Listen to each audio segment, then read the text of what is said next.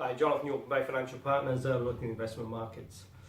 Pretty robust start to the new year from the US equity market. One of the best starts for the last 10 years. Certainly a lot of buying coming through, and that's really sort of twofold on the back of the US tax reforms that is expected to reduce some of these price earnings ratios that were potentially sort of pushing up towards sort of historical highs.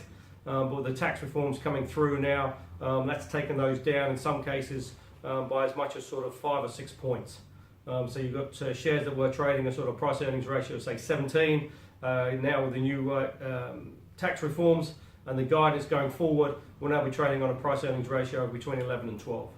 So there's certainly a lot of buying opportunities out there, and people feel there's certainly still quite a bit of upside for US equities.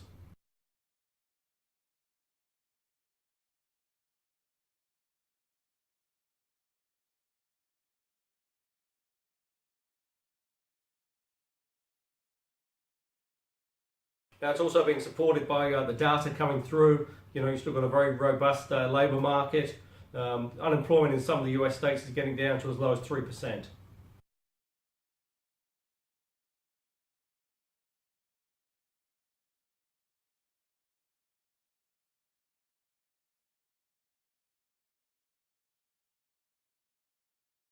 Now, obviously, what we do need to start seeing is a little bit of inflationary pressure coming through. That's still a little bit benign and still sort of trading on the weakish side. And it's just going to be interesting to see how that does sort of trade. If you get inflation, if you get unemployment rate, of sort of 3%, then that should start to push up the inflationary pressures going through in terms of wages.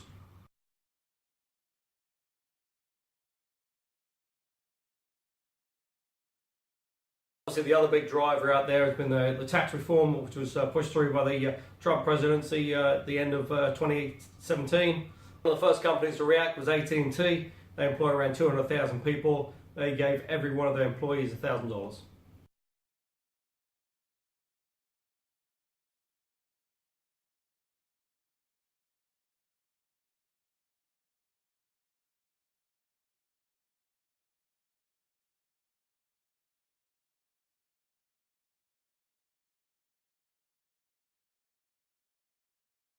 Now, with a lot of those employees, that money is actually going to be spent as putting fresh money into the US economy. It's obviously also as well looking at some of the big corporates are looking to bring money back. One of the biggest names is Apple. They're looking at moving a little bit of money that is currently offshore back into the US, taking the hit on the tax. But again, what they're sort of announcing is they're looking at maybe creating another 200,000 jobs in the US. Now, if you look at that with a very low unemployment rate already, that just puts a little bit further pressure on the employment side.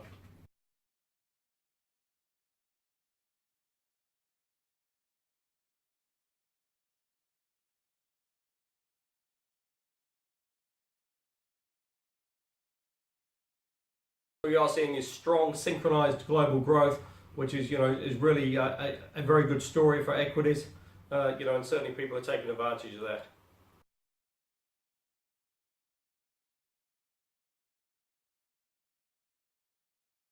As well, it's sort of quite interesting to see how sort of things are playing through. There's been a lot of talk about Bitcoin.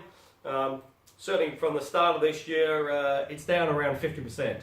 So it's lost around $9,000 in the first sort of couple of weeks of trading, and it's just going to be very interesting to see how that sort of plays through, given the sort of increased potential for regulation and a little bit of scrutiny as well.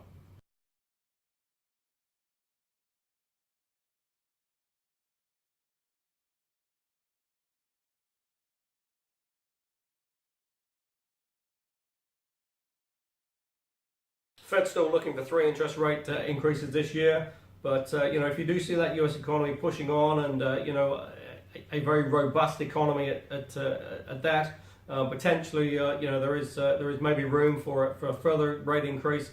It could lead to 4 rate increases this year, and that's will just be interesting to see how this sort of plays through. You've got a new Fed chair this year, and it's going to be interesting to see how he looks to stamp his authority on the Fed. And sort of personal mark on the Fed as well.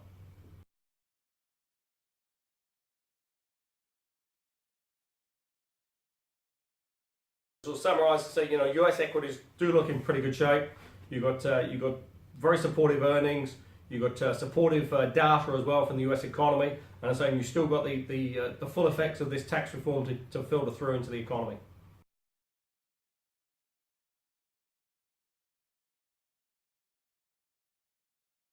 Now, against that, you've still got the Trump presidency and the various number of investigations and Senate hearings, etc., taking place.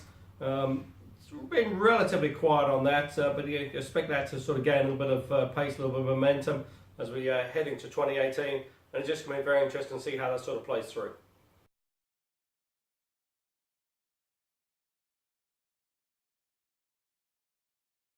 Certainly trading pretty well. There was a lot of talk that if it got up to around $60, you start to see a little bit more supply coming through. That hasn't really materialized, and WTI is up at 65. Brent is a little bit higher than that, around $68, $69 a barrel. And as yet, we've yet to see sort of fresh supply coming through to sort of push the price down.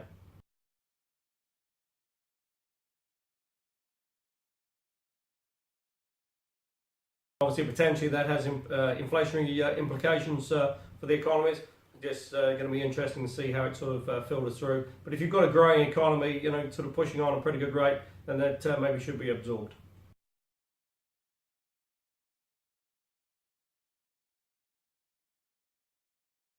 Eurozone as well, pushing on at a good rate.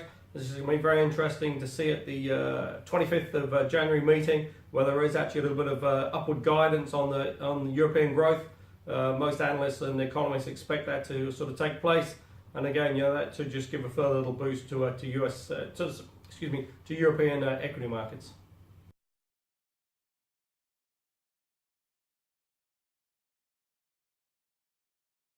Obviously, with these economies sort of pushing on and growing at a pretty good rate, it's going to be very interesting to see how the central banks look to ease back on their sort of quantitative easing and sort of taper that off, and maybe get back to a more sort of neutral stance. Obviously, the biggest thing is one, you've got the quantitative easing, but also as well you've got the interest rates. They do need to get back to more sort of neutral levels. If nothing else, because then if something else does sort of happen in terms of the economies, the central banks have actually got a little bit of ammunition to be able to move. With interest rates at historical low levels, if they were to sort of fall into not so much a recession, but maybe a little bit of downward growth, the central banks don't really have a lot of ammo left.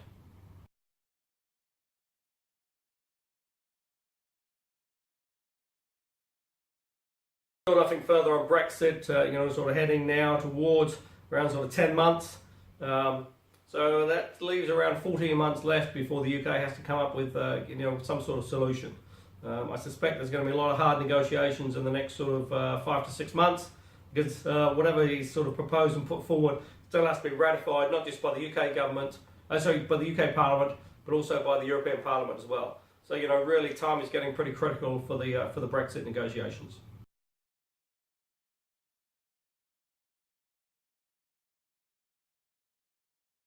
Here in New Zealand, pretty steady. The economy is growing at a pretty good rate. You've still got a reasonable sort of growth pattern coming forward. Low interest rates. Currency did come under a little bit of pressure, but that sort of regained a little bit of strength. But it's been more on the back of sort of dollar weakness rather than New Zealand dollar strength. And I expect that to sort of wane over the next sort of 6 to 9 months, especially with rising interest rates in the US. That'll put a little bit of pressure on the New Zealand currency, which is obviously good for our exports.